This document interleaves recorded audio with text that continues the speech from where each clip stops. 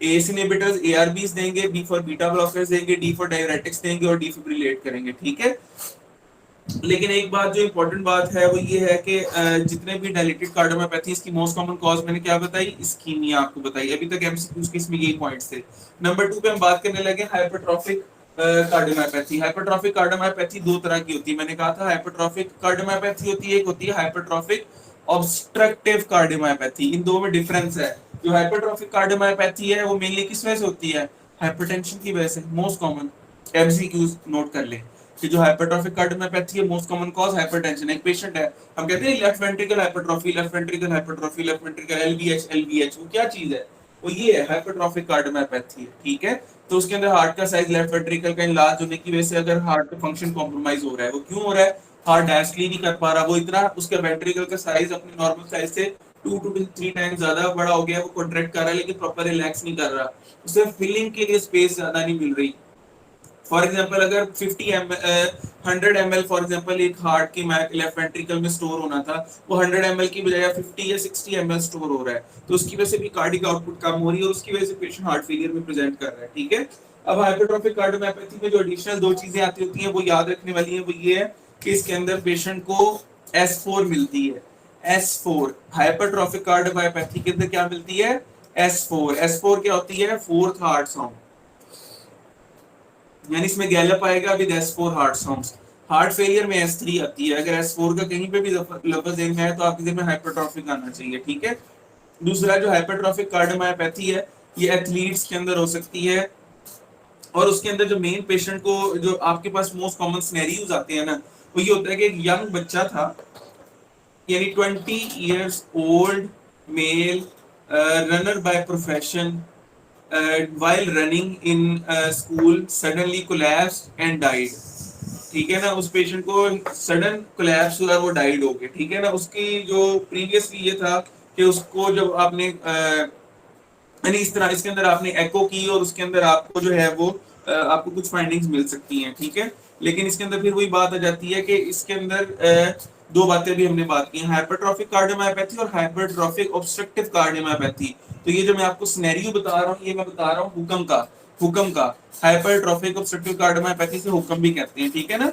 हुक्म के अंदर मेनली क्या क्या चीजें होती हैं, हार्ट का साइज एनलार्ज होता है, डबल एपेक्स बीट होती है, S4 मिलता है, सडन डेथ की हिस्ट्री हो सकती है, या पेशेंट को इसके अंदर शॉर्टनेस ऑफ ब्रेथ, एंजाइना और जो है वो हार्ट फेलियर की हिस्ट्री हो सकती है। इस तरह के पेशेंट्स के अंदर जो आपने चीजें नहीं देखी, यानी जो करना है इनिशियल डायग्नोस्टिक टेस्ट वो क्या है, एको करनी है। इसके अंदर ट्रीटमेंट ऑफ चॉइस है, उसके अंदर मैंने आपको क्या बताया था, डायलिटिड के अंदर फर्स्ट लाइन थी एस ए आर बीज। डायलिटिड के अंदर क्या थे, ACRBs थे, बीटा भी थे, ये भी थे, लेकिन एस नंबर 1 पे थे। जो हाइपरट्रॉफिक कार्डियोमायोपैथी है उसमें beta blockers are the treatment modality choice. Hypertrophic cardiomyopathy के अंदर beta blockers are the best therapy. और जो हाइपरट्रॉफिक ऑब्स्ट्रक्टिव कार्डियोमायोपैथी है उसके अंदर भी आपने याद रखना है कि जो डायूरेटिक्स है वो कॉन्ट्राइंडिकेटेड है। हाइपरट्रॉफिक कार्डियोमायोपैथी के अंदर डायूरेटिक्स आर कॉन्ट्राइंडिकेटेड। इसमें डी जो है वो कॉन्ट्रा इंडिकेटेड है, और इसमें ड्रग ऑफ चॉइस क्या है, वो है बीटा ब्लॉकर्स। और दूसरा इसके अंदर भी हम इंट्राकार्डिक डिफिब्रिलेटर्स वगैरह का यूज कर सकते हैं, और दूसरा इम्प्लांटेबल डिफिब्रिलेटर यूज करेंगे।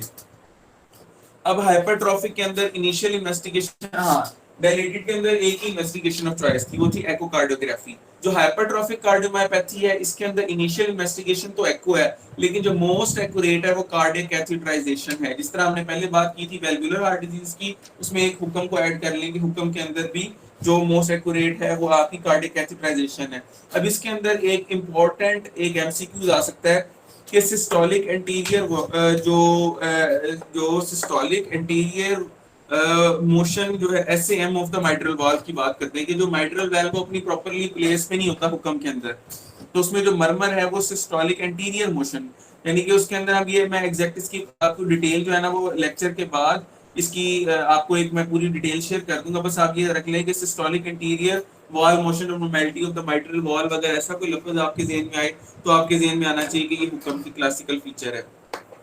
इसके अलावा आपको LVH होता ही है, बाकी इसके अंदर हाँ सर्जिकल मायोमेक्टमी कर सकते हैं अपने हार्ट के साइज को इंक्रीज करने के लिए। अदरवाइज इसके अंदर इनिशियल ट्रीटमेंट मैंने बीटा ब्लॉकर्स बताया और कॉन्ट्राइंडिकेटेड डायूरेटिक्स बता दिए। इसके बाद जो लास्ट रहती है वो रिस्ट्रिक्टिव कार्डियोमायोपैथी। रिस्ट्रिक्टिव जो मायोपैथी है वो क्या होती है? रिस्ट्रिक्टिव मायोपैथी ये होती है कि पेशेंट्स जो हैं उनकी जो हार्ट है उसके मसल्स मिसअलाइंड होते हैं, यानी हार्ट एक नॉर्मली यूं कॉन्ट्रैक्ट करता है, यूं, ठीक है। अगर एक प्रॉपर हार्ट के कुछ मसल्स कॉन्ट्रैक्ट कर रहे हैं, कुछ इरेगुलरली मिसअलाइंड है, यानी उनकी अपनी प्रॉपर पोजीशन नहीं है, तो उसकी वजह से क्या हो रहा है कि ना हार्ट प्रॉपरली कॉन्ट्रैक्ट कर पा रहा है ना प्रॉपरली रिलैक्स कर पा रहा है, तो उसे हम कहते हैं रिस्ट्रिक्टिव कार्डियोमायोपैथी, जिसमें हार्ट की ना सिस्टोलिक डिसफंक्शन है डायस्टोलिक, दोनों का डिसफंक्शन है, सिस्टोलिक भी है और डायस्टोलिक भी है। अब इसके अंदर मेनली स्ट्रक्चरल लेयर है, तो इसकी मोस्ट कॉमन क्या हो सकती है? जितने के अंदर भी प्रोटीन डेपोजिशन करने वाली डिजीज है, सार्काइडोसिस हो गई, अमाइलाइडोसिस हो गई, उसके अलावा हीमाक्रोमाटोसिस हो गई, ये ऐसी डिजीजेस जिनके अंदर जो है वो पेशेंट की हार्ट की डेपोजिशन होती है, यानी कि इसमें प्रोटीन या ये जो इम्यूनोग्लोबुलिन्स की डेपोजिशन होती है, वो डिसऑर्डर्स मोस्ट कॉमन याद रख लें। सार्काइडोसिस आप नंबर 1 पे याद रख लें, ठीक है। इसमें सारे हार्ट फेलियर के फीचर्स होंगे, राइट और लेफ्ट हार्ट फेलियर, यानी raised, JVP, congested liver, ascites, pedal oedema, shortness of breath, सारा कुछ। लेकिन इसके अंदर जो डायग्नोस्टिक इन्वेस्टिगेशन है रिस्ट्रिक्टिव कार्डियोमायोपैथी की, वो इंपॉर्टेंट याद रखने वाली है। वो ये है कि एंडोमायोकार्डियल बायोप्सी करते हैं, बायोप्सी लेंगे तो हमें पता चलेगा ना कि मसल्स मिसअलाइन है।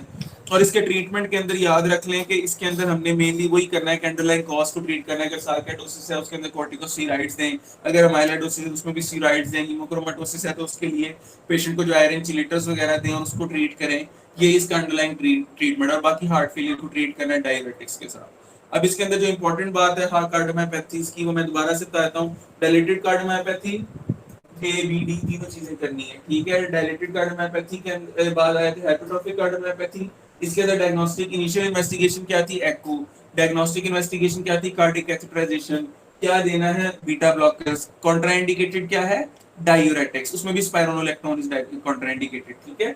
और डिजॉक्सिन भी नहीं देनी इसमें, ठीक है। रिसेप्टिव कार्डियोमायोपैथी, इसके अंदर मैंने आपको क्या बताया, सिस्टोलिक डायस्टोलिक डिसफंक्शन दोनों होते हैं। इसके अंदर जो इन्वेस्टिगेशन ऑफ चॉइस है वो है आपकी biopsy, muscle biopsy, cardiac muscle biopsy. और मैनेजमेंट के अंदर हमने पेशेंट के अंडरलाइन कॉज को ट्रीट करना है, डायरेटिक्स वगैरह देने हैं।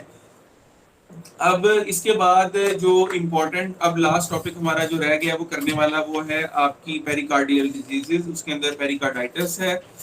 अच्छा, मायोकार्डाइटिस के अंदर पढ़ाने की जरूरत नहीं होती। मायोकार्डाइटिस के अंदर सिंपल जो है वो डायलेटेड हार्ट फेलियर वाले सारे फीचर्स आते हैं और इसकी डायग्नोस्टिक इन्वेस्टिगेशन बायोप्सी होती है। मायोकार्डाइटिस के लिए biopsy is the investigation of choice. इसमें ESR CRP रेंज होगा। बाकी आपको किसी न किसी और viral infection is the most common cause.